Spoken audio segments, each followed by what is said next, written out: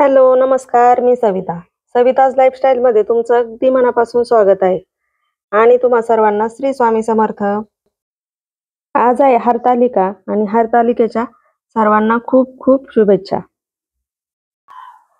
गणेश चतुर्थीच्या आदल्या दिवशी म्हणजे भाद्रपद शुद्ध तृतीयेला हरतालिका असे म्हणतात. या दिवशी गणपतीच्या आईची म्हणजे पार्वतीची पूजा महिला करत असतात. हरतालिका या शब्दाची फोड म्हणजे हरित म्हणजे हरण करणे आणि आलिका म्हणजे आलीच्या मैत्रिणींचा असा आहे. म्हणजे मैत्रिणीच्या सहाय्याने पार्वतीने केलेले शंकराचे हरण असा या शब्दाचा अर्थ होतो. कुमारिका आपल्याला हवा असलेला आपल्या मनासारखा सुरेख पती मिळावा म्हणून हरितालिका हे व्रत अत्यंत श्रद्धापूर्वक करत असतात. आता इथे मी पूजेचं साहित्य सगळं गोळा करून घेतलेलं आहे. पूजेच्या साहित्यामध्ये जेवढं काही लागतंय तेवढं सगळं घेतलेलं आहे. त्यानंतर जागा स्वच्छ करून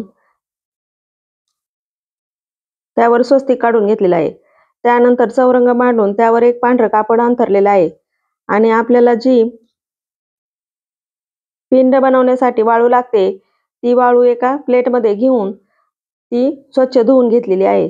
त्यानंतर आपल्याला त्या पांढऱ्या कापडावरती पिंड काढून घ्यायची आहे.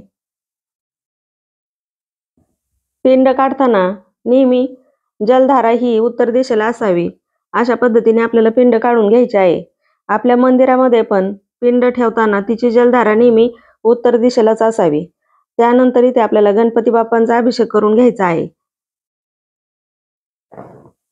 गणपती बाप्पाचा अभिषेक करताना ओम गण गणपते नमः या मंत्राचा जप करत आपल्याला अभिषेक करायचा आहे. अभिषेक झाल्यानंतर गणपती बाप्पाची मूर्ती स्वच्छ पुसून ती आपल्याला एका जागेवरती स्थापन करायची आहे. त्यानंतर गणपती बाप्पांना गंध, अक्षदा, फुल अर्पण करून नंतर गुळ खोबऱ्याचा किंवा खडी साखरेचा नैवेद्य दाखवायचा आहे. गणपती बाप्पाची स्थापना केल्यानंतर आपल्याला त्यानंतर 2 ठिकाणी थोडेसे तांदूळ ठेवून त्यावर हळदी कुंकू वाहून घ्यावे व आपण ज्या आणलेल्या असतात जया आणि विजया यांच्या मूर्ती ठेवाव्यात. जर त्या नसतील तर त्या पण आपण वाळूच्या केल्या तरी चालतात आणि त्यांची पूजा केली तरी पण चालते. त्यानंतर आपल्याला महादेवाला अभिषेक करून घ्यायचा आहे. सगळ्यात अगोदर आपल्याला पूजेला सुरुवात करताना ओम केशवाय नमः, ओम नारायण नमः, ओम माधवाय नमः असं म्हणून आपल्याला तळहातावर घेतलेलं पाणी प्यायचं आहे. त्यानंतर ओम गोविंदाय नमः, ओम विष्णवे नमः असं म्हणून ते पाणी आपल्याला ताम्हणात सोडायचं आहे. त्यानंतर आपल्याला महादेवाच्या पिंडीवर अभिषेक करून घ्यायचा आहे. आपल्याला हा अभिषेक कच्च्या दुधाने करायचा आहे. कच्चं दूध म्हणजे न तापवलेलं दूध. न तापवलेलं दूध घ्यायचं आहे आणि त्याचा अभिषेक आपल्याला पिंडीवरती करायचा आहे. आता या पिंडीवर आपल्याला जास्त अभिषेक करून चालणार नाही कारण ही पिंड वाळूची असल्यामुळं त्याच्यावर आपल्याला थोडं थोडं दूध टाकूनच अभिषेक करून घ्यायचा आहे. त्यानंतर आपल्याला पिंडीला वस्त्रमाळा अर्पण करायची आहे आणि फुलं व्हायची आहेत. त्यानंतर आपल्याला ओम नमः शिवाय, ओम नमः शिवाय असं म्हणत आपल्याला महादेवाच्या पिंडीवर जी काही आपण आणलेली पत्री असते ती अर्पण करायची आहे. सगळ्यात अगोदर बेलपत्र मी अर्पण करत आहे. त्यानंतर आपण दुर्वा आपल्याला जी काही पत्री मिळाली असेल ती अर्पण करायची आहे. आता तसं पाहिलं तर 16 प्रकारची पत्री इथे लागत असते, परंतु एवढी पत्री जर मिळत नसतील तरी पण चालेल. आपल्याला प्रत्येक पानाची 5-5 पानं असे घ्यायचे आहेत आणि ते सगळे सुट्टे व्हायचे आहेत. म्हणजे बाजारातून जर आपण पत्री आणली तर ती पूर्ण आपल्याला एका दोऱ्याने अशी पॅक करून देतात. आपण तशीच न वाहता ती पत्री सुट्टी करून मग आपल्याला ती एक एक प्रकारची पानं आपल्याला व्हायची आहेत. आणि त्यानंतर आपल्याकडे जर फळं असतील, मकाचं कणीस असेल ते पण आपल्याला सगळं वाहून घ्यायचं आहे. त्यानंतर आपल्याला खाऊची पानं जी असतात त्याची 5 ठिकाणी 2-2 पाने अशी आपल्याला मांडून घ्यायची आहेत. त्यानंतर त्यावर 1 रुपया, खोबरं, हळकुंड, सुपारी असे 5 प्रकारचे ही विडा तयार आपल्याला करायचा आहे.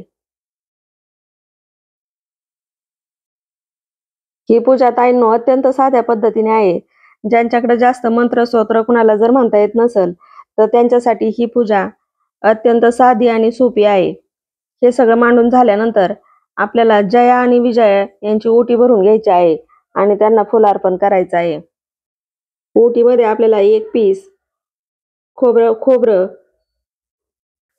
ओटीमध्ये जेवढं साहित्य असतं तेवढं, जर आपल्या घरात ओटी नसेल तर आपल्याला ती बाजारात पण मिळते, तीही वाहिली तरी चालेल. परंतु घरातली जर ओटी आपण भरत असाल तर त्यामध्ये खोबरं,